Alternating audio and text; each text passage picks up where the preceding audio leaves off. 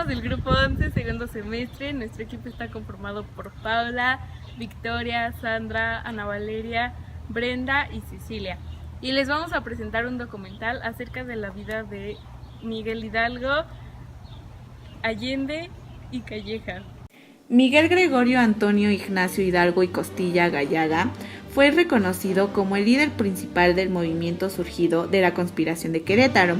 Formó parte de los criollos que recibieron la influencia de los jesuitas. Nació en 1753 en la zona del Bajío, en Guanajuato. Estudió en el Colegio de San Francisco Javier, el cual determinó la orientación ideológica que habría de sostener a partir de ahí bajo la influencia de las ideas afrancesadas transmitidas por los jesuitas. En 1778 se ordenó como sacerdote, impartió cátedra de gramática latina, artes y teología en el Colegio de San Nicolás en Valladolid. Llegó a dominar varios idiomas, además del latín de rigor, como el francés, italiano y las lenguas indígenas como el otomí, tarasco y náhuatl. En 1790 fue rector de la misma institución.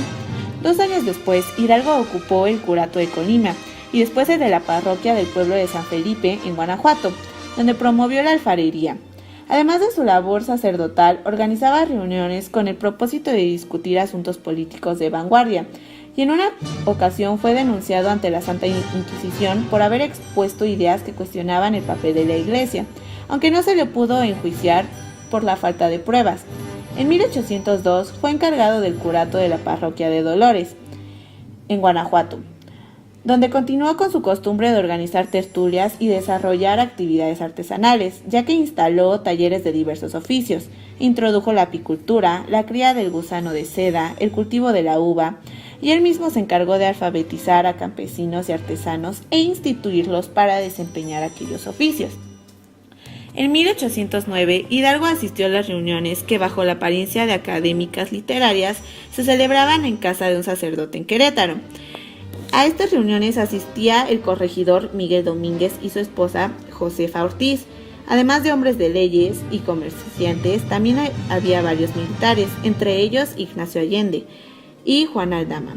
Esas reuniones fueron convirtiéndose en una verdadera conspiración formalizada a principios de 1810, cuando se tuvo conocimiento de la invasión napoleónica a España, así como de las juntas gubernativas creadas en América del Sur.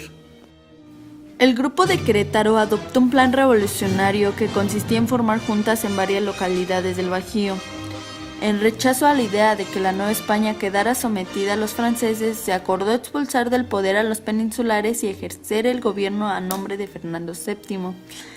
Se nombró a Hidalgo como jefe del movimiento e inicialmente se estableció el 1 de diciembre como fecha para el inicio de la sublevación, pero se adelantó la fecha al 2 de octubre. Sin embargo, al enterarse Hidalgo de que el movimiento había sido denunciado, decidió acelerar el movimiento. Y en la medianoche entre los días 15 y 16 de septiembre de 1810, Hidalgo se reunió con Allende y Aldama para decirles que la insurrección iniciaría. En la madrugada del domingo 16, Hidalgo llamó a misa, dirigió una proclamación en la cual expresa lo siguiente: mis amigos y compatriotas, no existen ya para nosotros ni el rey ni los tributos. Esta gabela vergonzosa que solo conviene a los esclavos la vemos sobrellevado hace 3 siglos como signo de tiranía y servidumbre. Terrible mancha que sabremos lavar con nuestros esfuerzos. Llegó el momento de nuestra emancipación. Va sonando la hora de nuestra libertad. Y si conocéis su gran valor, me ayudaréis a defenderla de la garra ambiciosa de los tiranos. Pocas horas faltan para que os veáis marchar a la cabeza de los hombres que se parecían de ser libres. Os invito a cumplir con vuestro deber. ¡Viva la religión! ¡Viva nuestra Madre Santísima de Guadalupe! ¡Viva Fernando VII y muere el mal gobierno! Estas palabras concuerdan con los propósitos del grupo de Querétaro, cuyos miembros sostenían ideas parecidas a la de los conspiradores aliados de Iturrigaray. Buscaban aprovechar la ausencia de Fernando VII para expulsar a los peninsulares de los cargos públicos y establecer luego juntas gubernativas provisionales integradas por criollos. Entre los argumentos que manejaban los insurgentes estaba el que se refería a la defensa de los derechos de Fernando, ante el posible riesgo de que los peninsulares entregaran el territorio a los franceses, lo cual significaba la destrucción de la religión católica. Es muy posible que el grito de Dolores comenzara con la exaltación a la religión y con la innovación a la Virgen de Guadalupe. El primer contingente rebelde se formó en Dolores y estaba compuesto por cerca de 600 campesinos armados con picos, machetes y azadas, y también por los militares al mando de Allende y Aldama.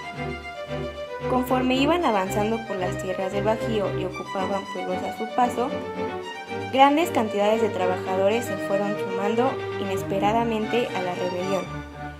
Esta circunstancia convirtió al movimiento iniciado por los criollos de la conspiración de Querétaro en una revolución popular. La revolución de 1810 fue rumbo muy distinto a la de la insurgencia de los años anteriores. Tomó características de una rebelión campesina a la que se unieron los trabajadores de las ciudades y los obreros de las minas, todos dirigidos por unos cuantos criollos de clase media.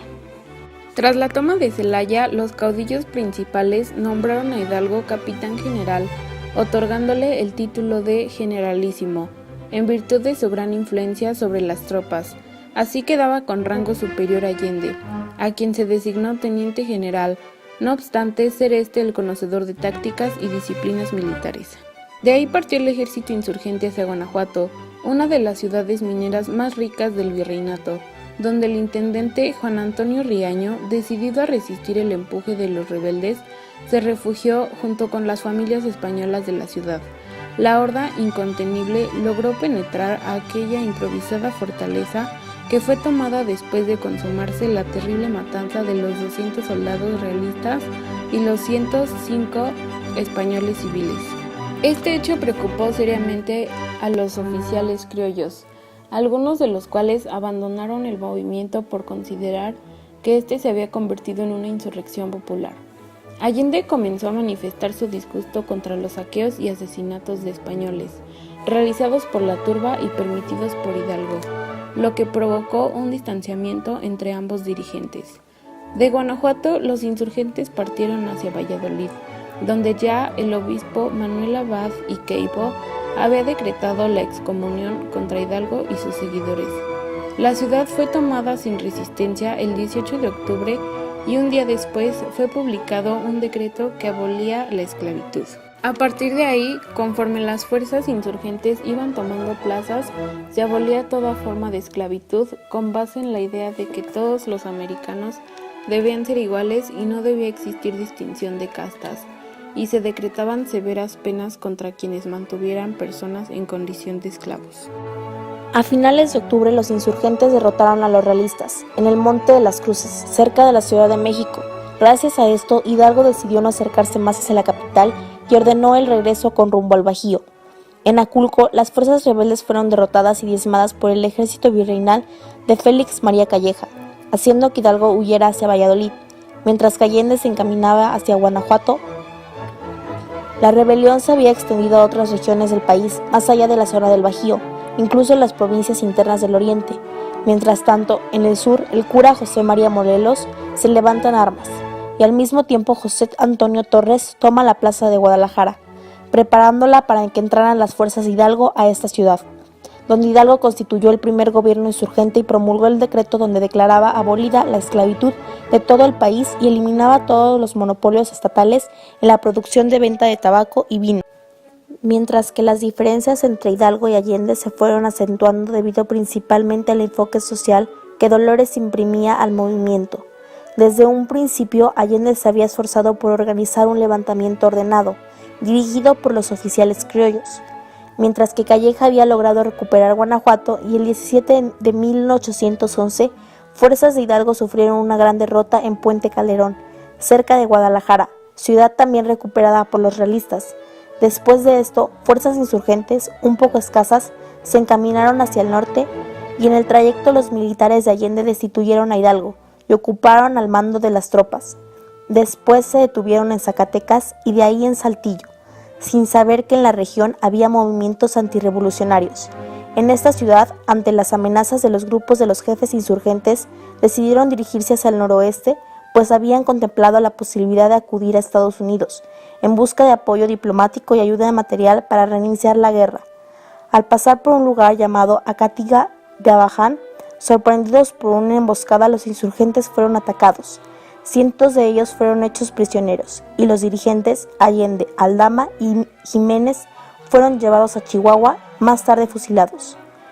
Hidalgo fue sometido a un proceso religioso por el cual se degradó de su carácter sacerdotal y a un juicio civil que decretó su muerte, y así el 30 de julio de 1811 en Chihuahua fue fusilado. Se ha hablado de la participación de Allende con Hidalgo, pero ahora comentaré sobre los rasgos más importantes de su vida. Ignacio María Allende y Unzaga nació en 1796 en San Miguel de Allende, Guanajuato, militar independentista mexicano, uno de los más destacados protagonistas de la primera fase de la insurrección, que conduciría a la independencia de México. Era un criollo de buena familia, diestro en las artes de la caballería y de carácter fuerte. Sus padres fueron el español Domingo Narciso de Allende y doña María Unzaga, una rica familia española dedicada al comercio y a la agricultura. Cursó sus estudios en el Colegio de San Francisco de Sales, donde conoció a los hermanos Aldama, quienes también destacarían en el movimiento independentista. En 1795 ingresó por vocación en el ejército, donde recibió una sólida formación y obtuvo el grado de capitán en 1797. Así concluimos cómo fue y terminó la vida de estos dos grandes personajes, marcando un gran suceso en la historia de México. Ellos no pudieron permanecer para ver lo que habían logrado, pero nosotros lo vivimos día a día en nuestro presente, marcado como la independencia de México.